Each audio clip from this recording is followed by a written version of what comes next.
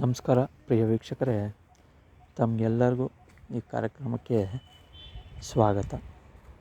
ಇವತ್ತಿನ ವಿಚಾರ ಅಂದರೆ, ನೀವೆಲ್ಲರೂ ಸ್ಟಾಕ್ ಮಾರ್ಕೆಟ್ ಇನ್ವೆಸ್ಟ್ಮೆಂಟ್ ಮಾಡೋವಂಥವ್ರು. ತುಂಬ ಲಾಸ್ ಮಾಡ್ಕೊಂಡಿರೋರು ಇದ್ದಾರೆ, ತುಂಬ ಪ್ರಾಫಿಟ್ ಮಾಡ್ಕೊಂಡಿರೋರು ಇದ್ದಾರೆ. ಸ್ಟಾಕ್ ಮಾರ್ಕೆಟಲ್ಲಿ ಇನ್ವೆಸ್ಟ್ಮೆಂಟ್ ಮಾಡೋದಾದರೆ ಯಾರು ಸ್ಟಾಕ್ ಮಾರ್ಕೆಟಲ್ಲಿ ಇನ್ವೆಸ್ಟ್ಮೆಂಟ್ ಮಾಡುವಂಥ ವ್ಯಕ್ತಿಗಳಾಗಿರ್ತಾರೆ ಅನ್ನೋದನ್ನು ನಾವು ಇವತ್ತಿನ ಈ ಸಂಚಿಕೆಯಲ್ಲಿ ತಿಳಿದುಕೊಳ್ಳೋಣ. ಭಾಳ ಮುಖ್ಯವಾಗಿ ಪ್ರಿಯ ವೀಕ್ಷಕರೇ, ಯಾರು ಬೈ ಬರ್ತ್ ಚಾರ್ಟಲ್ಲಿ ಕೇತು ಲಗ್ನದಲ್ಲಿರಬೇಕು, ಬೈ ಬರ್ತ್ ಚಾರ್ಟಲ್ಲಿ ನಂತರ 5ನೇ ಮನೆಯಲ್ಲಿರಬೇಕು, ನಂತರ 9ನೇ ಮನೆಯಲ್ಲಿದ್ದರೆ ಅವರು ಸ್ಟಾಕ್ ಇನ್ವೆಸ್ಟ್ಮೆಂಟ್ ಮಾಡಬಹುದು. ನೆಕ್ಸ್ಟು ಹಾಗೆಯೇ ಬುಧ ಲಗ್ನದಿಂದ ದ್ವಿತೀಯ ಸ್ಥಾನದಲ್ಲಿ 2ನೇ ಮನೆಯಲ್ಲಿದ್ದು 10ನೇ ಮನೆಯಲ್ಲಿ ಲಗ್ನದಿಂದ 10ನೇ ಮನೆಯಲ್ಲಿದ್ದರೆ ಹಾಗೂ 11ನೇ ಮನೆಯಲ್ಲಿದ್ದರೆ ನೀವು ಸ್ಟಾಕ್ ಇನ್ವೆಸ್ಟ್ಮೆಂಟ್ ಮಾಡಬಹುದು. ನಂತರ ಇನ್ಯಾರ್ಯಾರು ಸ್ಟಾಕಲ್ಲಿ ಇನ್ವೆಸ್ಟ್ಮೆಂಟ್ ಮಾಡಿ ಪ್ರಾಫಿಟ್ ಮಾಡ್ಬೋದು ಅಂದರೆ, ರಾಹು ಯಾರಿಗೆ ವೃಷಭ ರಾಶಿಲಿ ಕುಳಿತಿರ್ತಾನೋ ತಮ್ಮ ಬರ್ತ್ ಚಾರ್ಟಲ್ಲಿ ಅವರು, ಹಾಗೂ ರಾಹು ಯಾರ ಬರ್ತ್ ಚಾರ್ಟಲ್ಲಿ ಮಿಥುನ ರಾಶಿಯಲ್ಲಿ ಕುಳಿತಿರ್ತಾನೋ ಅವರೂ ಸಹ ಸ್ಟಾಕ್ ಇನ್ವೆಸ್ಟ್ಮೆಂಟ್ ಮಾಡ್ಬೋದು. ಹಾಗಾದರೆ ಬರ್ತ್ ಚಾರ್ಟಲ್ಲಿ ರಾಹು ಪ್ರಮುಖವಾಗಿ ಲಗ್ನದಿಂದ 3ನೇ ಮನೆಯಲ್ಲಿ ಯಾರ್ಯಾರಿಗೆ ಕುಳಿತಿದೆ ಅವರು ಸ್ಟಾಕ್ ಇನ್ವೆಸ್ಟ್ಮೆಂಟ್ ಮಾಡ್ಬೋದು. ಹಾಗೆಯೇ ಲಗ್ನದಿಂದ 10ನೇ ಮನೆ ಹಾಗೂ 11ನೇ ಮನೆಯಲ್ಲಿ ಯಾರ್ಯಾರಿಗೆ ರಾಹು ತಮ್ಮ ಬರ್ತ್ ಚಾರ್ಟಲ್ಲಿ ಕುಳಿತಿರ್ತಾರೆ ಅವ್ರು ಮಾತ್ರ ಸ್ಟಾಕ್ ಇನ್ವೆಸ್ಟ್ಮೆಂಟ್ ಮಾಡಬಹುದು.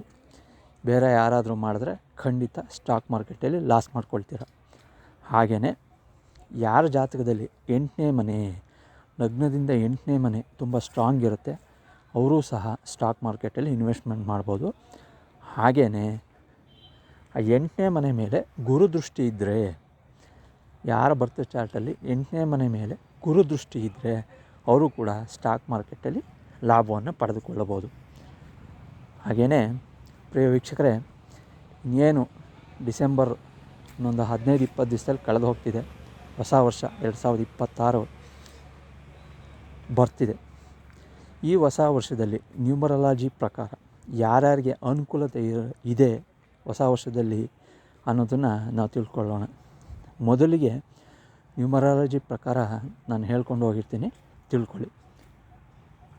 ಮೊದಲಿಗೆ ಸಂಖ್ಯೆ,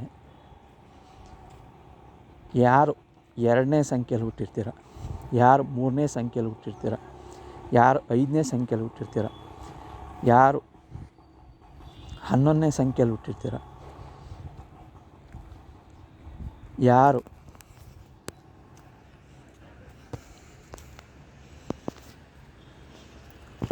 15ನೇ ಸಂಖ್ಯೆಯಲ್ಲಿ ಹುಟ್ಟಿರ್ತೀರ, ಯಾರು 17ನೇ ಸಂಖ್ಯೆಯಲ್ಲಿ ಹುಟ್ಟಿರ್ತೀರ, ಯಾರು 21ನೇ ಸಂಖ್ಯೆಯಲ್ಲಿ ಹುಟ್ಟಿರ್ತೀರ, ಯಾರು 25ನೇ ಸಂಖ್ಯೆಯಲ್ಲಿ ಹುಟ್ಟಿರ್ತೀರ, ಯಾರು 27ನೇ ಸಂಖ್ಯೆಯಲ್ಲಿ ಹುಟ್ಟಿರ್ತೀರ, ಯಾರು 31ನೇ ಸಂಖ್ಯೆಯಲ್ಲಿ ಹುಟ್ಟಿರ್ತೀರ, ಇಷ್ಟು ಡೇಟ್ ಆಫ್ ಬರ್ತಲ್ಲಿ ಹುಟ್ಟಿರೋರಿಗೆ 2026ರಲ್ಲಿ ನಿಮ್ಮ ಹುಟ್ಟಿದ ದಿನಾಂಕದಂಗೆ ರಾಜಯೋಗ ಅಂದರೆ ಆರ್ಥಿಕವಾಗಿ